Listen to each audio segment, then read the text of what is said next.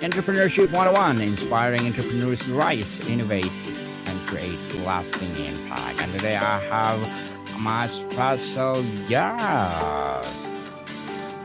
He's a thought leader as well as an author in everything pricing and how companies can use pricing to drive higher growth, sales volume, and profits. No other than Mr. Per Sjofors. Welcome, Mr. Per. And can you please introduce more about yourself that I missed? Yeah, well, first of all, I'm happy to be on the show, Daniel, and I'm looking forward to this. Um, we we're going to talk about increasing prices, and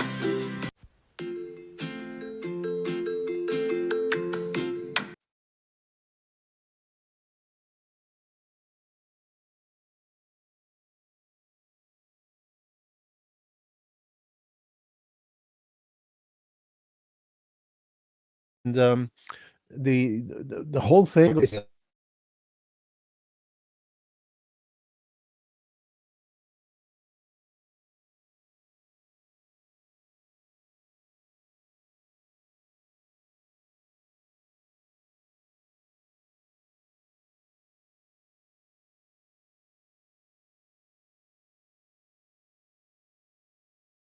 People, I want to apologize. Mr. Per is being disconnected. So while we're waiting for him, I'm inviting you to please do listen to my other podcast, people. My other podcast, because my abstract essay is already in sixth season, abstract poetry in third season, and my book 101 review in sixth season as well. Comedy 101 in fourth season, and my food 101 in sixth season too. Geography 101 love letters, movie 101 review, music 101 our fourth season, science 101, sex 101 fourth no third season, spiritual awakening 101, trivia 101, law 101, mental health 101, motivation 101, entrepreneurship 101, and of course my Bible verses 101 are my baby podcasts. Please listen to them wherever you listen your podcasts. So while we're waiting for Mr. Per, inviting you to please do also listen or purchase one of my audiobooks. People, audiobooks available on Audible as well on Apple Audiobooks. Is it Apple Audiobooks as they said? But where you can find those audiobooks through that platform, people. And let's listen to one of them, which is uh, let's listen to my okay, life is too short. Okay, let's do a preview. This is Audible.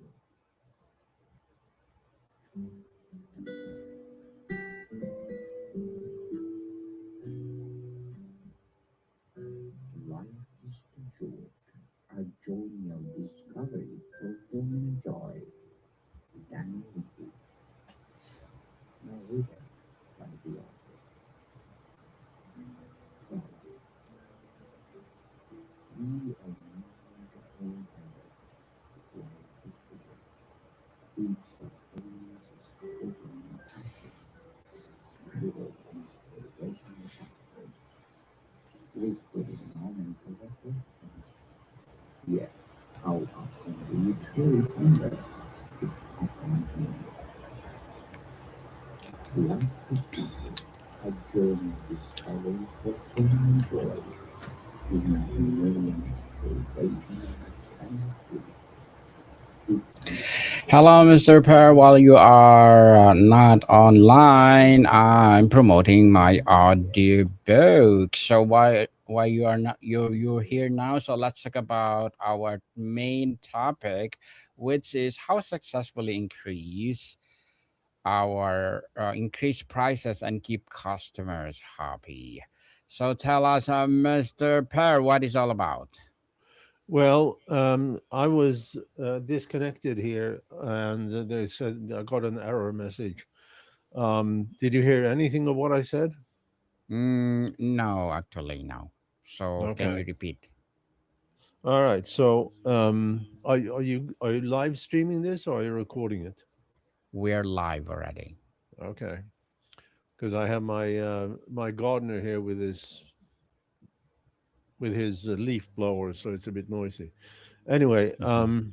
what I was saying was that I look at pricing from a purely practical point of view, and I have run companies in Europe, and I've run companies here in the US, and we did experiments with pricing, and some of those experiments were very successful, meaning that next quarter revenues are up 25, 30%. And other experiments were complete disasters. And what I'd learned in business school about pricing was so academic and theoretical that it didn't help us understanding um, why some experiments worked and others didn't. So when I set out on my own, I decided to develop a process to make every pricing experiment a success. And that process consists of understanding what buyers in a market are truly willing to pay and how a company can affect that willingness to pay. And that also goes into how you can successfully increase prices, keep your customers happy, and certainly not lose any customers.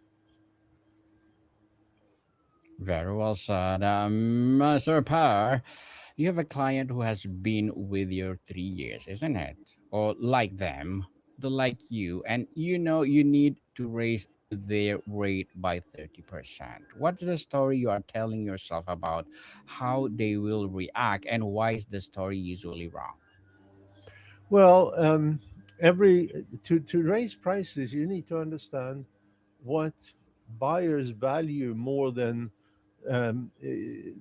what buyers value specifically with your product or your service, and and to the point that you need to understand what they are willing to pay higher prices for, and when you have gained that understanding, then then it's about doing messaging correctly to support the higher prices, communication or communicating why you're increasing prices, communicating the value message, communicating the uniqueness of your product or your service, and the specific value um, the the product or service gives to the buyer. And I can tell you, it vexes me tremendously when I see, I get email notifications from some of the some of the vendors that I'm using, both in my business and personally, and I get notices saying that next week or next month we are going to increase the price from X to Y, and they only say that. They don't remind me of the value that they bring to me. They don't say anything about the added features or functions maybe they've added. Um, they uh, they don't say anything of like, we kept our prices low now for 3 years, but now we have to increase prices. They just tell me we are increasing your prices, or even better, they don't tell you at all, and I just see it on the credit card statement that suddenly there is a new price, and that is not the way to do it. Interesting, Mr. Per. And many service providers tie their prices to their identity.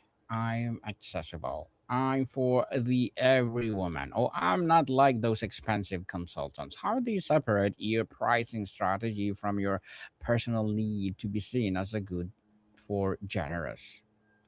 You mean in general or for me or my company specifically? let's do in general. Well, it's all about differentiation, and there's something called pricing power, and pricing power is a term that was coined by Warren Buffett in 2010. He was interviewed by some government agency whose name I forgot, about how you invest. I mean, this is regarding um, the 2008 and 9 recession, and um, and what he said was that his main criterion for where he want to put his money is if a company has pricing power. And he then continued to define what pricing power is, and pricing power is the ability to increase prices and not lose sales volume. And in order to do that, you need to differentiate yourself to against competition. If you're not differentiated, then then your product or your service is a commodity, and a commodity is sold on lowest price alone. So it is that meaningful differentiation that makes all the difference. Interesting, Mr. Per. Is there such a thing as a price increase that fails not because the market could not bear it, or not because the founder could not bear it, and the customer sense their discomfort? Can you say again, please? I didn't understand. Yes, is there such a thing as a price increase that fails not because the market could not bear it? Well, there are many price increases that fail for exactly the reason I mentioned, that it is not messaged properly. If you're in a commodity market and you increase your prices, your sales volume will go down, because in a commodity market, price is the most important decision driver. Uh, and and um, and and the bad news is that there are many companies who believe they are a commodity, and they're not. And then they believe they can't increase prices, even though their cost is increasing, because they think they're going to lose sales volume. But that doesn't have to be the case. And in order to do this right, like I said, it's about companies to focus on the specific value that they deliver. And just to give you an example of a company who really do price increases poorly is Netflix. And Netflix used to just change the price, and they didn't say anything. You just saw it on the credit card statement.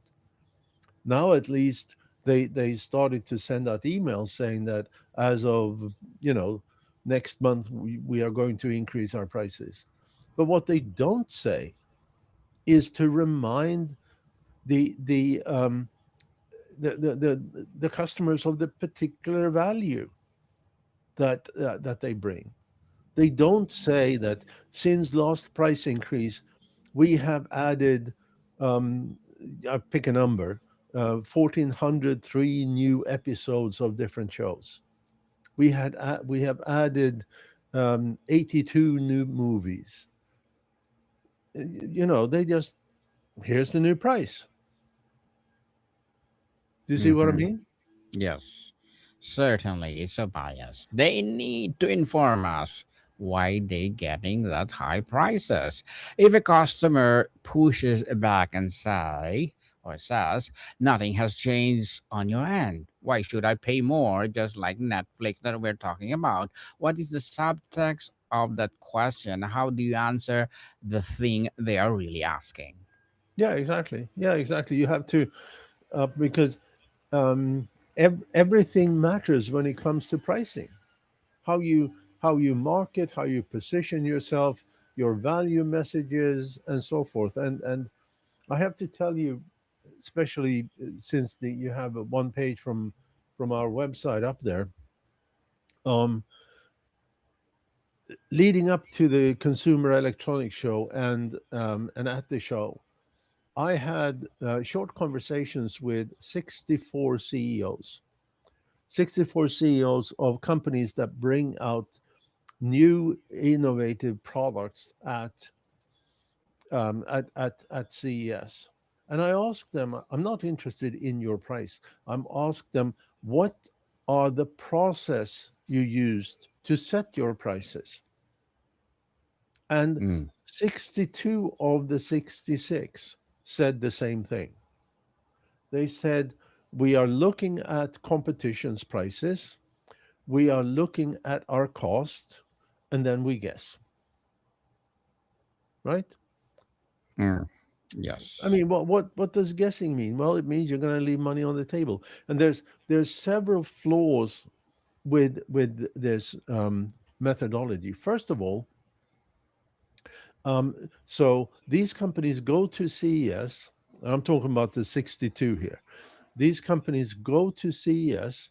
They bring out something new, something innovative, but when they try to look for competition's prices, they're not going to see the prices of their new innovative stuff. They're going to see the prices of legacy products.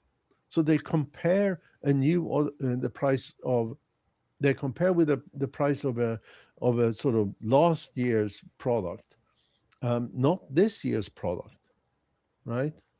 And and so that's one thing. Then the second is, how did competition get their prices? Well, they used the same methodology. They were guessing, right? Mm-hmm. So you have a reference that price that is based on a guess to set your price based on a guess, and this means that um, these companies are leaving money on the table. Now, I said I spoke to 64 companies, and 62 of them were purely guessing. Two of the 64 made some effort to actually understand what their clients, what their customers were willing to pay, and use that as an input to their pricing decision. And that's getting to um, then you're getting sort of towards the right way of doing things. Yes, definitely. So, Mr. Per, you have successfully raised prices, retain your best clients, and increase your margins. Now, what do you do with the margin, the time, the energy, the capital? What is the purpose of profitable beyond survival? Well, we have to think about it in this way. Every company is in business because it delivers some value to their clients. A company who doesn't deliver a value will eventually cease to be a company. They will cease to exist. They will lose all their customers, right? So when you price for profit, you have in a company you have more resources to provide more value to more customers, right? you can Yes. you have more, you can develop more product or services, you can make more potential clients aware of the value that you bring because you have more money to spend on promotions and marketing. um, you you also can expand into um, adjacent adjacent businesses because they're complementing what you do in your core company, just because you have more resources. So profit pricing for profit leads to more resource to provide more value to more customers, right? Now, having Mm-hmm. said all that, it may also, some of those added profits may end up you know, for the CEO's new yacht, right? But not all of it will go to that, right? Mm-hmm. So pricing for profit, and if you look at it, almost all market leaders, whether it's B2C, B2B, are higher priced companies, because the those that are really low priced, they are always struggling. They're struggling with product development or service definitions. They don't have enough resource to promote themselves properly, and they rarely go end up as the market leaders, right? Now, again, there are exceptions. Um, Amazon is obviously the market leader when it comes to online shopping, and Yes. they have a profit margin of, it varies a little bit, but between a quarter of a percent to 1%. That's not a lot of profit, right? I mean, they're big companies, so in terms of dollars, it's sizable, but in terms of percentage, it's pitiful.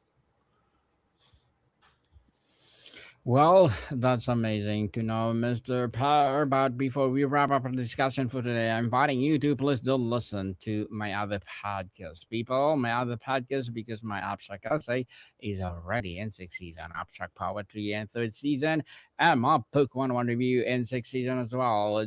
Comedy 101 and fourth season, and Food 101 in sixth season too. Geography 101 Love Letters, Movie 101 Review, Music 101 of fifth season. Science 101, Sex 101, fourth season, Spiritual Awakening 101, Trivia 101, Law 101, Mental Health 101, Motivation 101, Entrepreneurship 101, and of course, Bible Verses 101 are my baby podcasts. Please listen to them wherever you listen your podcast. So, Mr. Per, imagine you are in the end of your career looking back at every price increase you were afraid to make. What do you imagine you will regret more? The clients who left because they raised your rates, or the impact that you didn't make because you kept yourself small? Um, I haven't had any real I haven't had any real problems raising prices. In fact, what I've done through my career is that I have raised prices. I've always been, um, with one exception, the high price option, and that allows us to deliver a tremendous amount of value to clients, much more value than many others can do, and that's why, in my company now we have, more than 800 very happy customers. Well, thank you, Mr. Per, for sharing your knowledge and wisdom to the world. So, can you please invite our listeners to support your business, your advocacy, or whatever projects that you're doing right now? Yeah, well, one thing, I have the second edition of my book is out there. It's a bestseller on Amazon, and it's called A Holistic Approach to Pricing Power.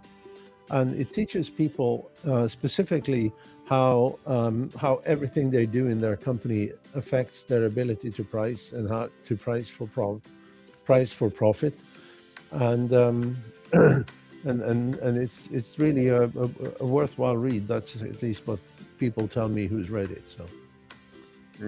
Yes, people, let's support Mr. Per, because if you support him, for sure, more and more empowering books like this to publish, and more empowering advocacy to rise.